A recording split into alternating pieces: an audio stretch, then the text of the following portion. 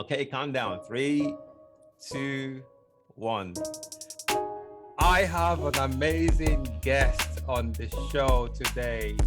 Nigel, it's great to have you on the School of Risk podcast. Thank you for joining me here. Abdullah, Linda, Beatrice Kihagi, Paul Ashby, it's great to have you.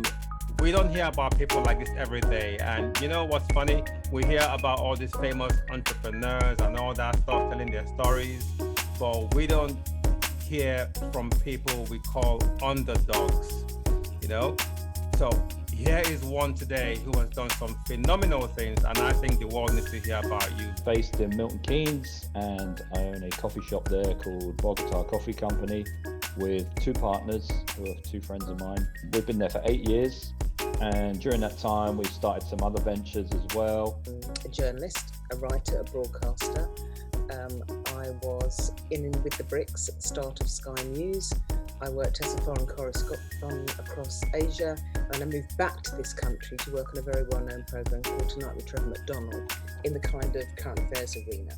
Alongside that, I've always done some kind of coaching work in communications. So I like to character myself, I suppose, as a storyteller. I'm a Programme Director of the Masters in Applied Business Skills at the University of Birmingham, and also I'm the Director of the Birmingham Enterprise and Innovation Unit. I'm a doctor, I'm a GP.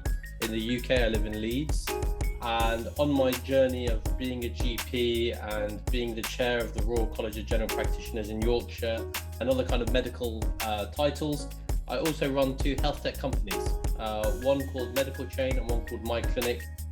I'm a mother of 3, and I have been I'm an entrepreneur. I have done it all. I have done anything and everything that somebody can think of. You just need to know where the problem lies and you fix it. And that's what you need to do. Rather than give up on your big goal, your big dreams, because you're not making money at this point in time, stay the course, find out where the problem is and fix it, and then you move forward. And that has worked for you. It's worked for me. It's working for so many people. If you go and meet a 4-year-old, and I have grandchildren who are that, they are incredibly enterprising and innovative, and they come up with brilliant ideas. Absolutely. And sadly, if you meet the majority of 14-year-olds, that seems to have been lost a little bit along the way. Now, I'm not blaming teachers, they've got far too much to do, but I do think there should be more enterprising and innovative activities in the school system. You could say, right, we're going to turn over this amount, let's say £100,000 first year. So in the second year, if we turn over 150,000, great, I'll be able to pay myself more. But what you've got to think about is that first year, you won't be paying things like VAT, which at the time was 20%.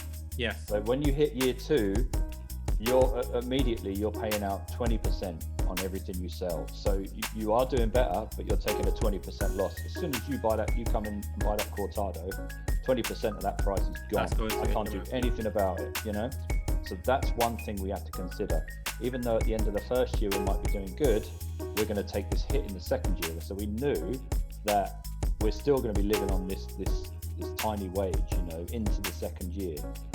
And it followed it to a T. And pretty much by year 3, we were safe. Instead of me going back to work and leave the baby, I opened up a business. So our first business was back in 1999. It was called Silverstone Company Limited.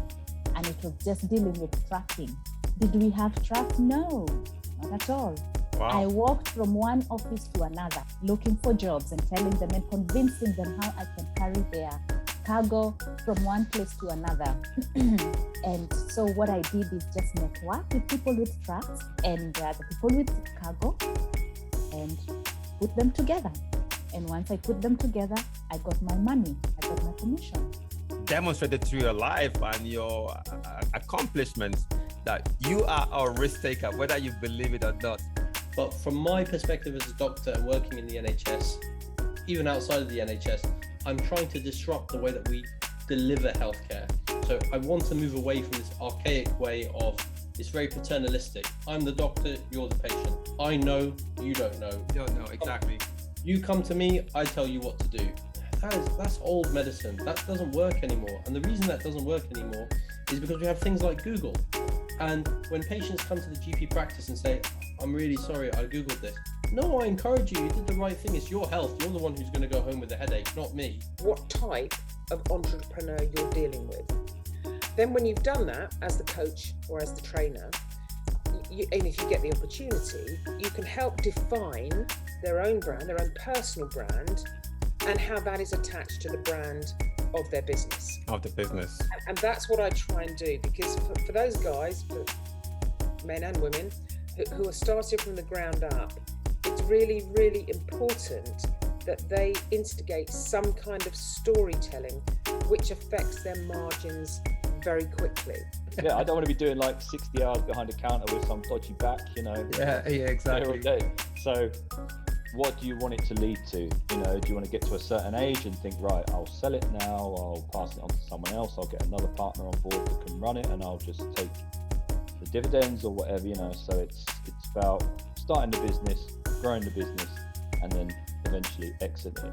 Yeah. The problem is, though, that there is no safe job anymore, in my opinion. There isn't, yes. You never know what's going to happen. Now, at least if you can identify something that's real, it's got to have a chance, then you've got a chance of controlling your own destiny a little more than in the world of corporates or businesses where you can easily be losing your job tomorrow.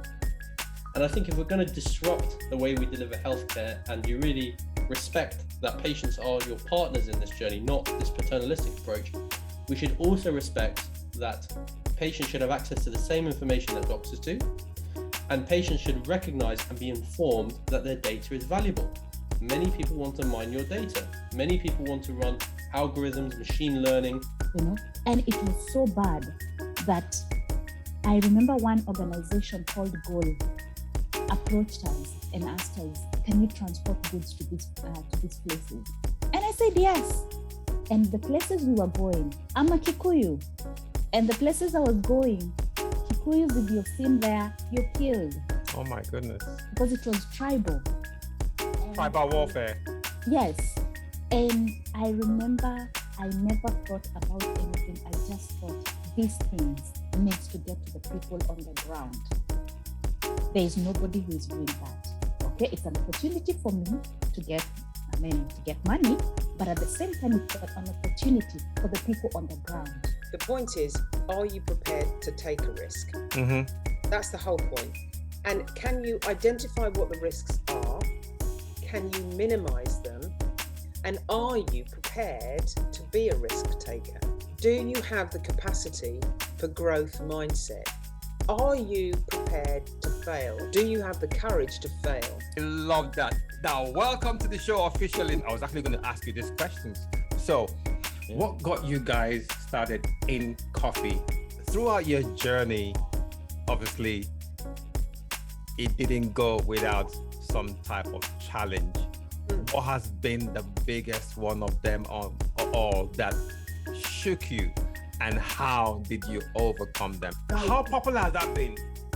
Good question. How you grew that business from not having a job to having multiple trucks, and we're going to talk about the big thing you got into eventually. They get to the point where it seems really difficult and they quit. Yep. What sort of mindset do you think they are going through at that point in them that gets them to quit and not keep pushing forward? You've had multiple risks in businesses in different dimensions. Have those risks always been, for the lack of any other word, successful? No. If this video got your attention, you can listen to the full podcast on Spotify, Apple Podcasts, Google Podcasts, or Anchor, where you can gain more value. And if you find that you are enjoying this video or you are learning something new, please put a like on this video and subscribe to our channel, The School of Risk Podcast, for more great content like this coming your way every week.